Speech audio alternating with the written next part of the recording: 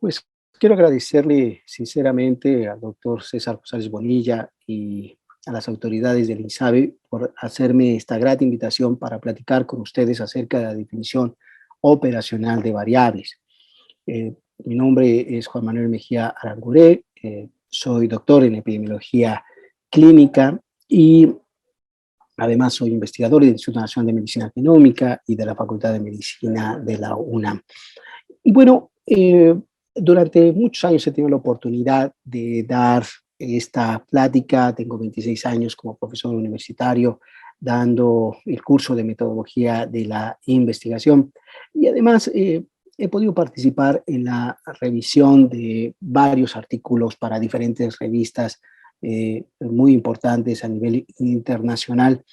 Y uno de los puntos sin duda cruciales a la hora en que nosotros hablamos de qué tan bien hecho está un estudio es en la manera en que en un estudio se operacionalizaron las variables que se incluyeron para su estudio, para su análisis. En primer lugar, quisiera yo comentarles que voy a dividir esta pequeña charla en qué es una variable de respuesta, una evaluación de la respuesta, las variables subrogadas y las variables combinadas y los cuestionarios. ¿Y por qué necesito hablarles de esto? Bueno, porque si bien ya cuando hablamos, por ejemplo, de una variable desde el punto de vista de sus escalas de medición, de cómo vamos nosotros a ponerlas en un cuestionario, evidentemente nosotros tuvimos primero que haber definido cuáles son las variables que para nosotros era importante estudiar. Entonces, una variable de respuesta hay que visualizar que nosotros tenemos en nuestros estudios de manera importante, la mayor parte de investigaciones que nosotros realicemos, vamos a tener una variable independiente o la que le vamos a llamar también una variable explicativa y una variable dependiente o también a la que le llamaremos una variable de respuesta o una variable de resultado. Bueno, cuando nosotros queremos establecer esta relación entre una variable explicativa y una variable de respuesta, lo que nosotros tenemos que poner mucha atención es a qué le vamos a llamar una respuesta. Digamos que este es el aspecto clave en el diseño de cualquier estudio de investigación y es lo que nos va a proporcionar la evidencia de que realmente la investigación fue llevada adecuadamente y que va a convertirse en útil para otras personas para tomar decisiones sobre la investigación que nosotros deberíamos estar llevando a cabo. Ahora, cada estudio de investigación debiera tener solo una variable de respuesta y debiera evaluarse de una forma que sea reproducible, a lo que le llamamos fiable, y que sea validada o a lo que le llamamos que tenga exactitud. Ahora, y debemos cuidar que pueda ser reproducible a lo que se conoce sobre ese resultado esperado.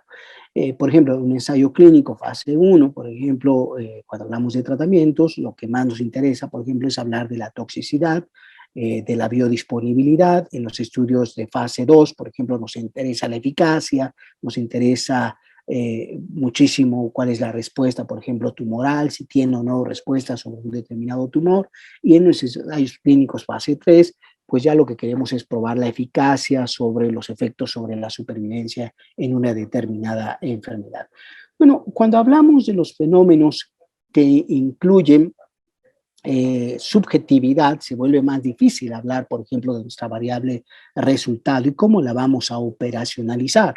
Por ejemplo, la evolución del dolor, para hablar de mejoría o de la calidad de vida. Para esto se han generado diferentes estándares, diferentes instrumentos para poder hacer estas mediciones que podríamos llamar mediciones subjetivas.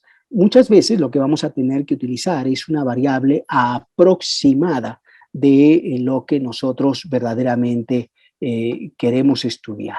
Entonces, se miden diferentes aspectos del efecto de interés y bueno, estos se tienen que definir a priori para poder nosotros interpretarlos y lo que nosotros utilizamos por lo general son escalas o índices.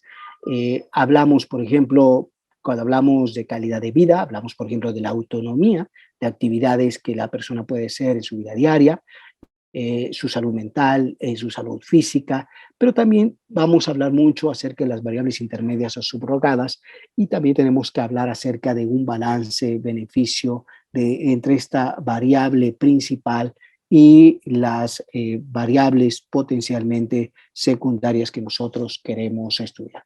Bueno, aquí un breve cuadro mostrando estas características. Muchas veces en alguna enfermedad cardiovascular, bueno, utilizamos un estimado, una variable resultado, una respuesta subrogada, como es la presión arterial, pero a veces pues ya podemos hablar de su efecto clínico, como es un accidente vascular cerebral, un infarto al miocardio, o propiamente la supervivencia, o resultados para el paciente acerca de cómo va a ser su calidad de vida.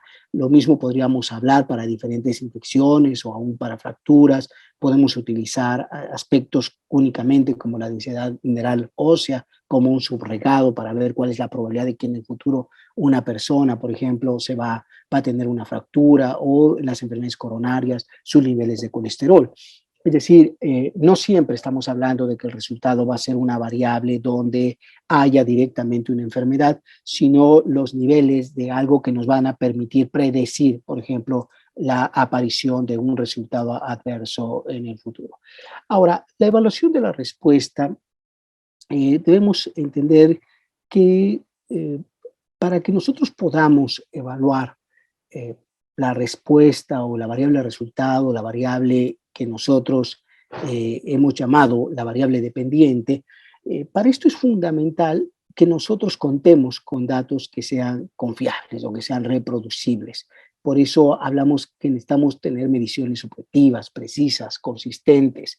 Aquí el gran riesgo es que, por ejemplo, si nos vamos a basar a veces en expedientes, estos expedientes sean poco fiables. Por eso es importante que en todas las instituciones de salud cada vez se tengan normas mejor establecidas, por ejemplo, para el llenado de un expediente de pacientes, para que tengamos cada día información más confiable con fines de investigación, y esto nos pueda ayudar a mejorar los servicios que estamos dando en la atención de nuestros pacientes. Para eso necesitamos estandarizar los procedimientos. Muchas veces, por ejemplo, resulta que hay variables que son muy importantes medir y hay variables que no se han incluido, por ejemplo, en todos los pacientes, por ejemplo, la hemoglobina glicosilada, cuando queremos hacer seguimiento de pacientes con diabetes.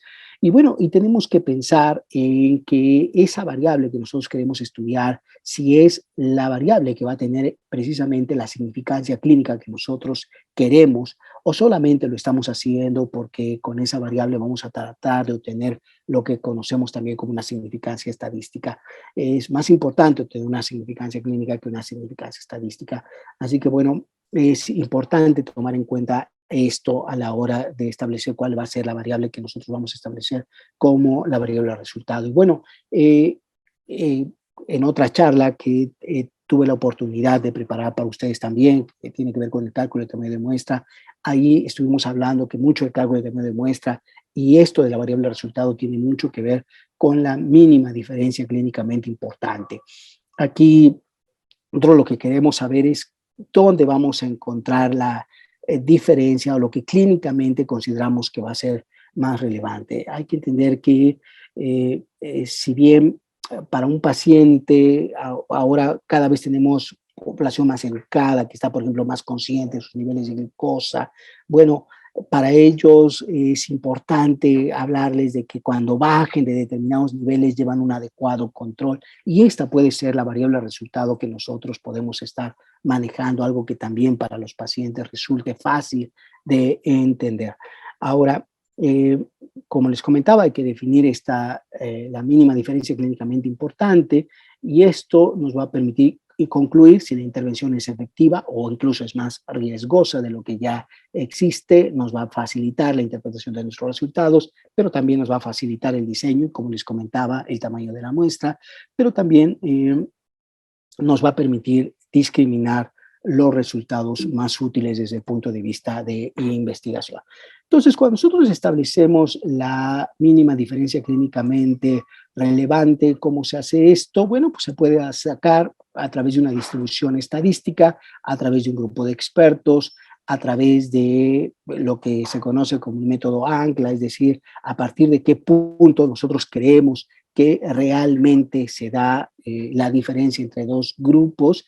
Y bueno, esto también se puede utilizar diferentes procedimientos o algo que también se conoce como análisis de sensibilidad, que son análisis que se hacen posteriormente sobre estimaciones que se hacen de una población sobre la muestra que nosotros estamos estudiando, sobre todo cuando faltan, por ejemplo, datos en nuestro expediente. Nosotros podemos utilizar datos a lo mejor que existen en otra población de nuestro país y eso, hacer inferencias con la población que nosotros estamos estudiando, a eso le llamamos un análisis de sensibilidad. Bueno, no siempre podemos utilizar la variable que nosotros deseamos, porque, por ejemplo, esa variable puede tardar mucho tiempo en presentarse. Por ejemplo, eh, eh, yo he trabajado muchos años en una línea de investigación relacionada con las leucemias infantiles y cuando nosotros hacemos, por ejemplo, estudios para identificar biomarcadores, uno de los puntos que más nos interesa es ver cómo esto impacta sobre la mortalidad o cómo impacta sobre las recaídas. Pero a veces estos fenómenos tardan en presentarse y se requiere con cierta urgencia que nosotros demos resultados si ese biomarcador tiene utilidad o no tiene utilidad. Y para eso utilizamos una variable subrogada. Por ejemplo, en este caso se conoce la enfermedad mínima residual. Es un predictor muy claro de si un paciente va a recaer o si un paciente tiene mayores probabilidades de morir. Así que se utiliza una variable, a esto es a lo que le llamamos una variable subrogada del resultado. Pero esta debe tener diferentes características. Una debe ser reproducible, válida, debe ser disponible y fácilmente cuantificable y debe tener, por lo general, un efecto dosis-respuesta. Hay que entender que si la variable subrogada es más difícil, y por ejemplo la enfermedad mínima residual a veces es más difícil obtenerla que propiamente las variables de recaídas o supervivencia, pues a veces no es tan sencillo obtener una variable subrogada en muchos aspectos. Lo que es importante en una variable subrogada es que biológicamente sea plausible, es decir, que sí hay una asociación con el resultado, evidentemente que sea sensible, que sea específica, que tengamos un punto de corte preciso. Eh, Cuando hablamos de esto, de la forma en que predicen, a esto le llamamos un valor predictivo positivo, un valor predictivo negativo aceptable, y que además tengamos un adecuado control de calidad sobre la forma en que medimos estas variables. Y bueno, y como comentamos, pues tengamos un reflejo rápido y preciso en la intervención y esto nos permita normalizar los valores en fases de remisión. Yo les hablaba de la enfermedad mínima residual. Fíjense, por ejemplo, un paciente por lo general tiende a recaer por ahí de el primer año después de que se diagnostica pero una enfermedad y que se empieza un tratamiento, pero también es importante entender que un, un predictor que nosotros queremos ya implementar, pues la enfermedad mínima residual se puede identificar casi siempre, por ejemplo, en pacientes con leucemia linfoblástica aguda, prácticamente un mes después de que inició el tratamiento. Entonces, esto es muy rápido y esto nos permite hacer una predicción mucho más rápida de cómo le va a un paciente, por eso es muy importante. Y bueno, pues evidentemente necesitamos que tenga una correlación estadística necesaria con la variable de resultado y que, bueno, pues además, como se comenta ahí, pues tengamos que esto por lo general ya se haya utilizado en otros estudios y que también pueda ser susceptible de ser ajustada por diferentes factores de confusión y que reflejen por lo general en su totalidad o gran parte del efecto clínico. Yo les comentaba que la enfermedad residual nos predice no solo quién va a recaer, sino también su probabilidad de morir, así que, o su probabilidad de supervivencia. Así que esto nos refleja en términos completos lo que tiene que ver con la respuesta al tratamiento. Y les decía yo, esto nos da un resultado a corto plazo y nos implica incluir un menor número de pacientes y que además son variables que muchas veces se pueden medir con una gran precisión. Ahora, eh, hay diferentes tipos de variables subrogadas que nosotros debemos considerar. No todas influyen en el mismo momento, ¿no? Evidentemente nosotros tenemos aquí al individuo que tiene la enfermedad y que esperamos que tenga un resultado ¿no? Aquí nosotros establecemos la intervención y lo que queremos es que esta variable subrogada nos dé rápidamente el efecto de la intervención sin necesidad de que lleguemos al resultado clínico relevante. Ahora, lo que nosotros estaríamos esperando, evidentemente, es que esta intervención en este grupo que nosotros le damos precisamente la intervención, esta variable subrogada, sea distinta en ese grupo que intervenimos al grupo que nos interviene. Eso es muy importante que nosotros lo tengamos en cuenta. Porque, bueno, si esta variable subrogada se da solamente en los pacientes sin intervención, bueno, pues esto evidentemente genera poca utilidad para los estudios que nosotros queremos llevar a cabo. Ahora, muchas veces nuestras variables resultados van a ser variables que nosotros vamos a tener que componer o que vamos a tener que combinar, porque eh, nosotros muchas veces no solamente tenemos un estimador único acerca de todos los eventos importantes que se van a presentar a lo largo de un padecimiento, pero lo importante cuando nosotros utilizamos variables combinadas es que también demos cada uno de los componentes, demos a conocer cada uno de los componentes por separado. Es decir, cuando yo les hablaba de la enfermedad mínima residual como una buena estimación de un paciente que puede recaer o que puede fallecer, bueno, ya que se termina todo el estudio en su conjunto, lo importante es dar a conocer de estos pacientes que, por ejemplo, salieron positivos a la enfermedad residual, realmente cuántos recayeron, de ellos cuántos fallecieron, es importante darlo a conocer. Ahora, es claro que exactamente nosotros, cuando definimos entonces cuál va a ser nuestra variable resultado, lo que nosotros tenemos que señalar es si podemos identificar la variable resultado, y esto lo podemos tener a corto plazo, si va a ser fácil, reproducible, todo lo que hemos comentado, vamos a utilizar una variable subrogada. Y si vamos a utilizar una variable subrogada, entonces tenemos que tener una forma de poder reproducir esta variable. Miren, hay variables que son aparentemente muy sencillas de medir, por ejemplo, como nivel socioeconómico, pero ustedes tienen que ubicar que hablar del nivel socioeconómico es una variable que es un componente más filosófico, evidentemente es un concepto que tiene que ver más con el aspecto social, con la dinámica en la que funciona una sociedad.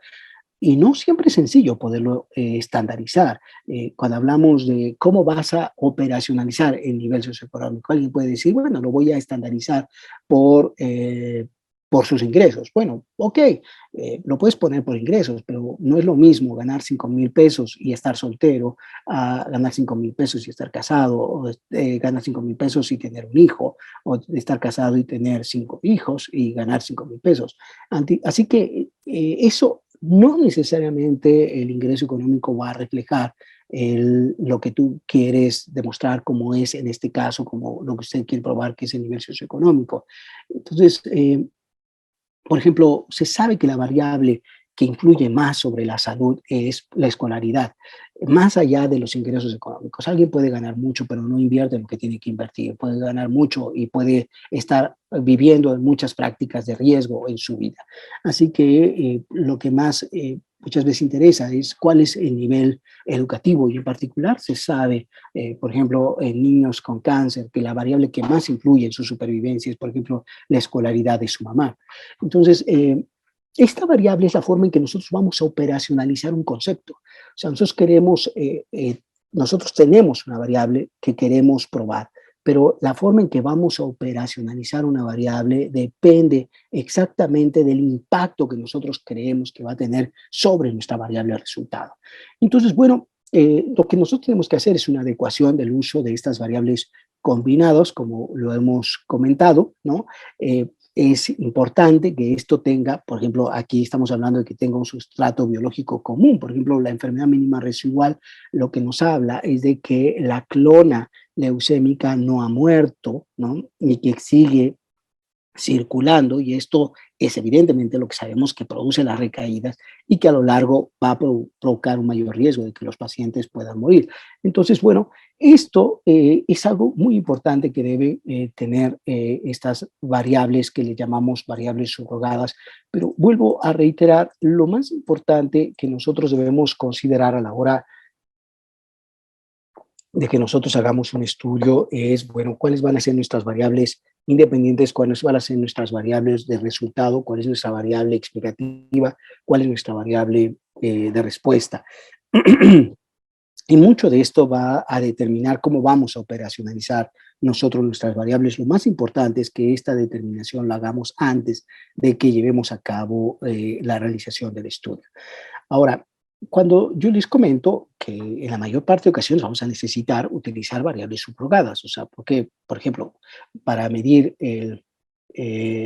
obesidad, por ejemplo, bueno, pareciera muy sencillo medir obesidad, ¿no? Y bueno, y hay, uno podría utilizar una escala visual para medir una persona obesa, pero no necesariamente esto nos va a dar lo que nosotros queremos. Por ejemplo, si este hombre es un físico culturista y además es alguien que practica la lucha libre, bueno, pues uno podría pensar que está obeso, o lo mismo si es un jugador de fútbol americano, pero en realidad tener muy poca masa grasa y tener mucha masa muscular un individuo.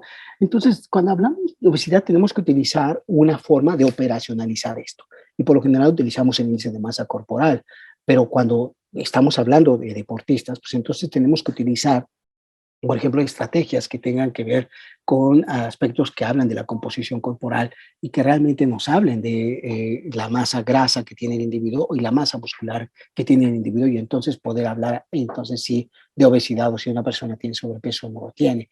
Así que bueno, por eso, pero esto va a depender del impacto que yo quiera. O sea, si yo no estoy frente a deportistas de alto rendimiento, estoy entre personas que acuden a un servicio porque quieren bajar de peso, bueno, pues el índice de masa corporal pues, puede ser muy útil desde el principio, sin necesidad quizás de meterme a tantos aspectos de composición corporal, porque sé que de entrada estos pacientes tienen un problema precisamente con el exceso de grasa y que esto me va a permitir hacer de una manera mucho más práctica la evaluación tanto de mi variable explicativa como de mi variable de respuesta.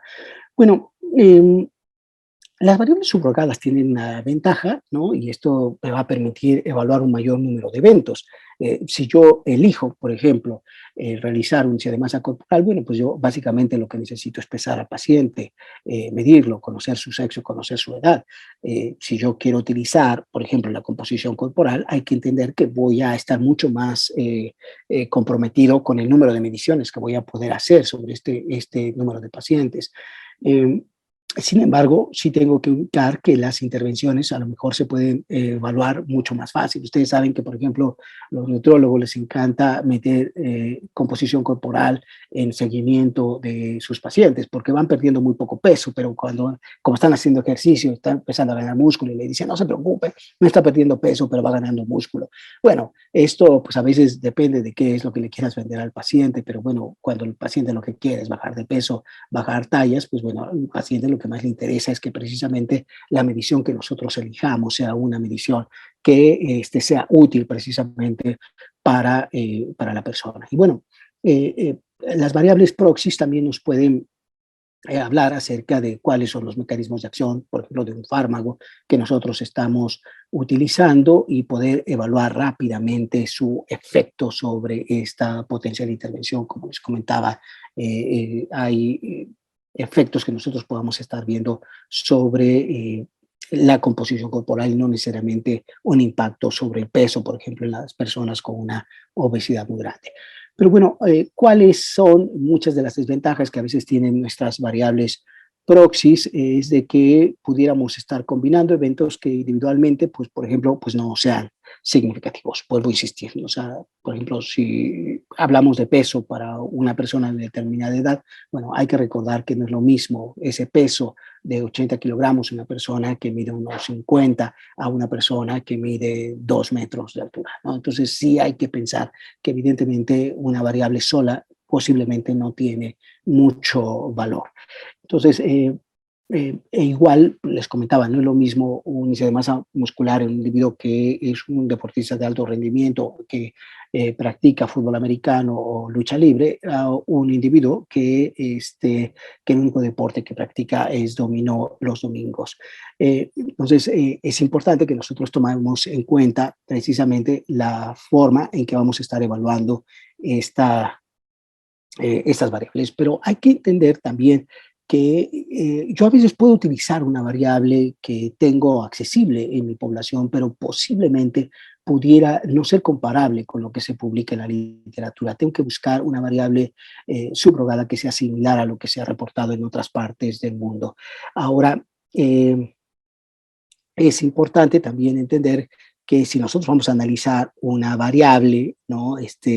Pues ya hagamos el análisis, pero no dupliquemos la interpretación de estos resultados, ¿no? Esto es importante en la forma en que nosotros vamos a manejar nuestros resultados. Y algo que es muy importante es que una vez que nosotros tengamos en mente cuáles van a ser nuestras variables resultado, y esto nos permite también identificar cuáles son nuestras variables explicativas, entonces a la hora de poder definir cuál es lo que a nosotros nos interesa, entonces nosotros elaboramos un cuestionario. Y el cuestionario es la manera en que ahora de manera práctica vamos a señalar la forma en que nosotros operacionalmente definimos las variables. Ahora lo vamos a representar precisamente en un cuestionario, como una variable de respuesta. Ya lo hemos comentado, aún un cuestionario debemos buscar que sea un cuestionario válido, fiable. Debo comentarles que la mayor parte de revistas en el mundo o forzan, por ejemplo, a los investigadores a que pongamos, por ejemplo, nuestros cuestionarios eh, en páginas de acceso libre. Nosotros, por ejemplo, hemos trabajado, les decía yo, cáncer infantil y hemos estudiado diferentes factores de riesgo. Y lo que nosotros utilizamos fue estudios previamente que habían desarrollado los Institutos Nacionales de Salud de los Estados Unidos. Lo que hicimos fue una traducción al castellano. Lo que hicimos fue tratar de utilizar un lenguaje que fuera mucho más accesible a nuestra población, y después utilizamos diferentes técnicas de validación de diferentes aspectos de este cuestionario, pero la mayor parte de cuestionarios ya se pusieron, alguna página deben existir, sobre todo en instituciones, universidades que ya han realizado investigación sobre el tema que ustedes desean estudiar, y que es la mejor forma de construir cuestionarios y no estar tratando uno de generar nuevas formas de preguntar cosas que pueden ser poco confiables o poco válidas. Y bueno, esto muchas veces nos ayuda a conocer cuál es la sensibilidad real de nuestros instrumentos. Entonces, bueno, por último, yo quisiera entonces nada más comentarles que una vez que nosotros establecemos ya cuál es la forma en que nos interesa medir nuestra variable de resultado y que esto va a tener un impacto sobre nuestra variable explicativa, entonces vamos a hablar acerca de la definición de nuestras variables. Cuando hablamos de una variable, precisamente, digo, su mismo nombre señala que es algo que puede variar, ¿no?, dentro de un individuo, y que eso es susceptible de que nosotros lo podamos medir o observar. Cuando hablamos de una variable, también hablamos de características o cualidades o medidas que pueden sufrir cambios y que por consiguiente es objeto de análisis, medición o control de una investigación. Que para nosotros esto es lo que representa las posibilidades de que podamos intervenir sobre un grupo determinado de individuos. Algunos definen las variables como cualquier característica o cualidad de la realidad que es susceptible de asumir diferentes valores. Es decir, que puede variar, aunque para un objeto determinado pueda tener un valor fijo, una variable como es, por ejemplo, el género. Eh, bueno, hablamos de que nosotros cuando hacemos una selección acerca de nuestras variables, eh, es importante que nosotros tomemos en cuenta que nosotros debemos seleccionar tantas variables como sean necesarias, pero tampoco como sean posibles. ¿Por qué es importante tomar en cuenta este consejo? Por una razón. Una de ellas es que entre más variables metamos, va a ser más difícil su medición. Y entre más variables metamos, va a ser más difícil evaluar la validez de cada una de estas variables. Entonces, podemos meter muchas variables, pero sernos poco útiles al final.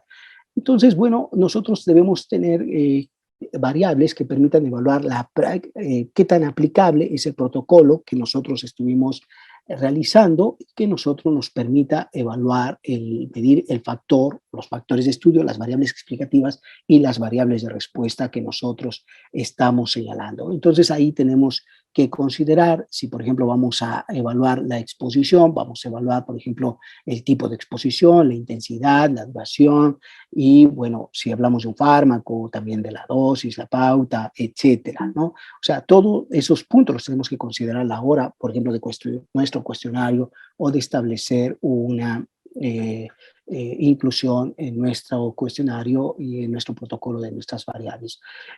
Las variables que deben ser medidas en un trabajo de investigación son aquellas variables que pueden influir como factores de confusión. O sea, acuérdense que en su ejemplo de la secundaria, que X produce Y.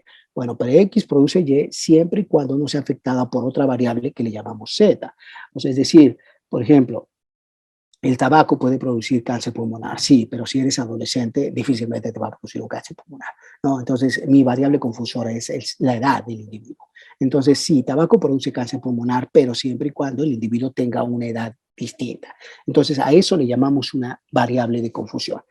Pero también tenemos variables modificadores del efecto. Ok, fumar produce cáncer pulmonar, pero sabemos que, por ejemplo, fumar es mucho más agresivo en las mujeres que en el caso de los hombres y que las mujeres tienen mucho más riesgo de desarrollar cáncer pulmonar cuando fuman que los hombres. Entonces a eso le llamamos un modificador del efecto. Y también hay que entender que es importante evaluar los pasos intermedios en la cadena causal, porque hay que tomar en cuenta que pues no solamente estamos hablando de que un individuo ha fumado, sino también que pudo, por lo general, las personas que fuman tienen una enfermedad pulmonar obstructiva crónica, un EBOC, ¿no? Después desarrollan un enfisema y después empiezan a desarrollar un cáncer. Bueno, todos esos pasos intermedios son también los factores que nos permiten entonces conocer qué tanto podemos hablar de la asociación de una variable o no. Ahora, hay otras variables que siempre debemos incluir en un estudio, como son las variables universales o descriptoras de los sujetos de estudios, como son, por ejemplo, el género, cuando estamos hablando de la edad, ¿no? El tiempo en que nosotros estamos estableciendo este diagnóstico. Entonces, cuando hablamos de la definición de nuestras variables, por lo general tenemos una definición conceptual, que es lo que llamamos una definición que ya está validada, ¿no? O sea, por ejemplo, qué es lo que se conoce como obesidad o qué es lo que se conoce como una desnutrición. Ustedes, por ejemplo, saben que mucho de esto de desnutrición se evaluó sobre el riesgo que tenía un niño, por ejemplo, de morir durante el siguiente año después de que era evaluado clínicamente. A eso se le catalogó como un estado de desnutrición. Así fue como se validó y se supo cuál era el riesgo de una persona que tenía bajo peso o que tenía una baja talla para la edad que el niño tenía o el sexo que el niño tenía. Así que, bueno, estas son definiciones conceptuales, conceptuales, pero nosotros estamos hablando de una definición operacional donde debemos ver la forma en que nosotros ya en la vida real vamos a medir esta variable. Y bueno, hay variables que nosotros pues tenemos que incluir, por ejemplo, el número de visitas que un individuo tiene, por ejemplo, cuando buscamos una intervención. Uno de los puntos, como ya lo hemos comentado, es que, bueno, medir la variable de resultado es uno de los puntos más importantes. Uno de los aspectos más difíciles, por ejemplo, cuando se intentan hacer estudios o revisiones sistemáticas de enfermedades mentales, es que muchas de estas enfermedades no se miden con un mismo estándar. Entonces, tenemos que tratar de utilizar estrategias estándar para que nosotros podamos tener variables que podamos comparar con la literatura. Bueno, ahora entro a otro punto que tenemos que incluir en todas nuestras variables a la hora que nosotros establecemos nuestras variables en un proyecto de investigación, que son nuestras escalas de medición. Desde el punto de vista de nuestras escalas de medición, tenemos dos tipos de variables, a las que llamamos cuantitativas y a las que llamamos cualitativas. Cuando hablamos de las variables cuantitativas, hablamos de las características de los individuos. A esto les llamamos variables nominales y variables ordinales. Una variable nominal por sí misma es una característica del individuo que no tiene un orden, ¿no? O sea, por ejemplo, cuando hablamos del sexo, o incluso cuando hablamos, por ejemplo, del estado civil, ¿no? O sea, una persona soltera, casada, viuda, pues no tiene un orden o no tiene una jerarquía. Pero cuando hablamos de una característica a lo que le llamamos una variable ordinal, entonces lo que nosotros tenemos es precisamente jerarquías entre esto. A esto, por ejemplo, le llamamos el nivel socioeconómico. Bueno, ahí tenemos nivel socioeconómico bajo, medio, alto. Bueno, yo les comentaba, si lo medimos con escolaridad, tenemos bajos nivel de escolaridad como un nivel o un orden que es inferior a una escolaridad promedio o una escolaridad muy alta. A eso le llamamos una variable ordinal, es una cualidad, es una característica del individuo, pero tiene una jerarquía, y a esto le llamamos una variable ordinal o una variable nominal cuando no existe una jerarquía entre estos datos. Y esto va a depender muchísimo sobre el análisis estadístico que nosotros vamos a poder realizar con este tipo de variables. Ahora, dentro de nuestras variables cuantitativas tenemos dos variables específicas, una que le llamamos continuas y a otras que les llamamos discretas. Y dentro de las variables continuas tenemos un subtipo que le llamamos variables de intervalo. Estas variables de intervalo son variables que nosotros formamos por lo general por escalas que hemos adquirido en algún momento. Por ejemplo, el ADGAR. El ADGAR es una medición, ¿no?, que nosotros realizamos cuando vemos a un niño recién nacido, que le damos un número del 0 al 10. Pero hay que entender que en este sentido el cero no tiene un valor real, es decir, el cero no significa una ausencia de la característica. Un niño con un APGAR cero significaría que no está muerto. Evidentemente, tampoco podemos hacer aplicaciones aritméticas. Que un niño tenga 8 no quiere decir que está el doble de mejor que el niño que tiene 4. El niño que tiene 4 de APGAR está muy grave. El niño que tiene 8 está mucho mejor. Así que no podemos hacer estas operaciones aritméticas. Lo mismo pasa con los grados centígrados. El 0 grados centígrados no significa una ausencia de valor.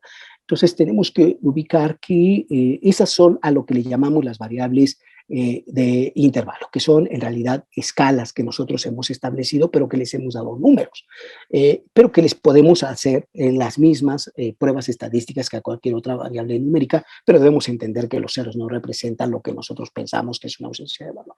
Cuando hablamos de las variables, otros le llaman de razón continua, ahí sí hablamos de que los números tienen el cero, por ejemplo, tener 0 de peso, bueno, pues ahí sí tendría una implicación, ¿no? Estamos hablando, dependiendo, claro, de lo que estemos nosotros midiendo, ¿no? Pero bueno, una variable continua de razón, por ejemplo, si hablamos de, yo les comentaba, por ejemplo, una variable de razón continua y una variable de razón discreta, es que la variable de razón discreta solo tienes números enteros, como por ejemplo el número de hijos, pero ahí sí puedes tener 0 hijos, pero solo puedes tener un hijo o 2 hijos, no puedes tener 2 hijos y medio. Igual pasa con el número de leucocitos o el número de plaquetas. Pero cuando hablamos, por ejemplo, del peso de una persona o cuando hablamos de su talla, dependiendo del instrumento que nosotros utilicemos, entonces podemos tener una gran división en el peso y en la talla, y entonces a eso le llamamos una variable de razón continua. Ok, entonces, bueno, esas son las escalas de medición que nosotros aquí manejamos. Aquí únicamente les presento en esta tabla algunos de los ejemplos de estas variables en cuanto a sus escalas de medición. La variable nominal que tenemos por sexo, si tiene o no tiene cefalea. Toda variable dicotómica es nominal por definición. Así que acuérdense que esto de la escala de medición va a tener mucho que ver con el análisis estadístico que nosotros vamos a realizar. Por ejemplo, una variable ordinal, nosotros ya nos interesa evaluar, por ejemplo, la dosis respuesta. Eso ya lo vamos a estar estableciendo, por ejemplo, en nuestra medición. Y bueno, yo les comentaba, pues tenemos en nuestra variable cuantitativa discreta el número de hijos, el número de ingresos hospitalarios, las continuas, el peso, la glucemia basal, en fin. Y bueno, pues son variables que nosotros vamos a tener que evaluar. Pero no siempre utilizamos estas escalas, como yo les comentaba, de una manera tan clara, tan directa, sino muchas veces nosotros vamos a tener que utilizar nuestras escalas de medición y vamos a tener que utilizar, por ejemplo, escalas análogas, ¿no? Y esto, por ejemplo, lo utilizamos con las escalas de dolor, que muchas de estas mediciones han sido ya previamente validadas y muchas veces lo que le pedimos a una persona es que, por ejemplo, ella misma se catalogue. Si ella experimenta un dolor leve, un dolor moderado, un dolor grave, un dolor insoportable, que piense en el dolor más grande que puede sentirse en la vida o estar sin ninguna molestia y que ella misma se catalogue, ya esto le llamamos una clasificación análoga visual y que también muchas veces nosotros necesitamos meterla y muchas veces la clasificamos como variables ordinales o si le ponemos números, pues lo podemos utilizar como una variable de intervalo y utilizar las estadísticas cuantitativas. Y bueno, las características de una buena escala de medición, a final de cuentas, todo se resume sobre la forma en que nosotros vamos a analizar la variable y la forma en que nosotros la queremos interpretar. Cuando nosotros hacemos los cuestionarios, por ejemplo, es preferible que nosotros en lugar de estratificar a los pacientes si es diabético o no, mejor pongamos sus niveles de glucosa y si en lugar de poner si está controlado o no está controlado su nivel de glucosa, pongamos sus niveles y después nosotros hagamos este análisis. Recuerden que ustedes pueden hacer una estratificación en un momento y puede salir un artículo el día de mañana diciendo que esos niveles que ustedes utilizaron están incorrectos y ya no tienen manera de regresar a los datos originales. Entonces es mejor registrar las variables, sobre todo las variables cuantitativas en su escala original. Ahora, sobre las fuentes de información que tenemos para nuestras variables, pues no cabe duda que lo mejor es tener una observación directa cuando hacemos una exploración física o cuando hacemos un interrogatorio directo. Pero bueno, muchas veces hay variables que va a ser mucho más útil que el paciente nos diga, que nos hable sobre ellas, sobre todo algunas cosas que tienen que ver a veces sobre cómo se siente, su estado anímico. Es mejor porque que ella lo escriba a que nosotros estemos haciendo directamente el interrogatorio. Y bueno, lo que nosotros también tenemos que ubicar es que, bueno, pues evidentemente siempre tenemos que considerar que tenemos errores frecuentes en el uso de los registros por el propio paciente. Evidentemente, si nosotros le vamos a preguntar a las personas sobre su peso, sobre su talla, son datos que, por ejemplo, el peso, la gente siempre suele bajarse, el peso, la talla siempre suele subírsela. Hay datos que las personas directamente no nos pueden dar. Pero además, muchas de estas interpretaciones directas, las personas no nos dan sus variaciones de exposición, por ejemplo, sobre el tiempo. Pero bueno, puede ser importante si, por ejemplo, hablamos de dieta, por ejemplo, pues que ellos tomen un registro diario acerca del consumo de alimentos que ellos tienen, pero recuerden que siempre hay las posibilidades de que las personas puedan exagerar sobre el consumo de algunos alimentos o que nos puedan negar que están utilizando, por ejemplo, el uso de refrescos, etcétera, ¿no? Eh, Evidentemente tenemos fuentes de información, muchas veces utilizamos la información indirecta, pero tiene muchas limitaciones, sobre todo cuando no están estandarizados los procesos para los cuales hacemos los interrogatorios en nuestros expedientes que tenemos en nuestros hospitales. Así que bueno, sin embargo, pues a veces es la única herramienta que tenemos, lo que podemos hacer es una validez de estos instrumentos a través de evaluar, por ejemplo, que también se evaluó el peso, que también se midió la talla, hacerlo y contrastarlo con lo que se midió en el cuestionario. Eso se puede hacer, nosotros lo hemos hecho, hemos obtenido muy buenos resultados. Nosotros, por ejemplo, evaluando directamente el peso y la talla en niños que tienen leucemia, hemos visto que ha habido una concordancia casi del 99% con lo que los pediatras reportan, por ejemplo, en los expedientes. Y bueno, esto uno puede hacer una validez de lo que existe en los cuestionarios, pero pues es una forma rápida de poder obtener una información y que a veces vuelve una investigación mucho más barata y que es una forma también que nosotros tenemos pues de saber qué es lo que tenemos en un expediente, lo que nos permite operacionalizar nuestra variable. Va a depender de lo que realmente tengamos, de lo que realmente dispongamos en nuestra fuente secundaria para saber cuál es la información que realmente vamos a tener y vamos a poder utilizar.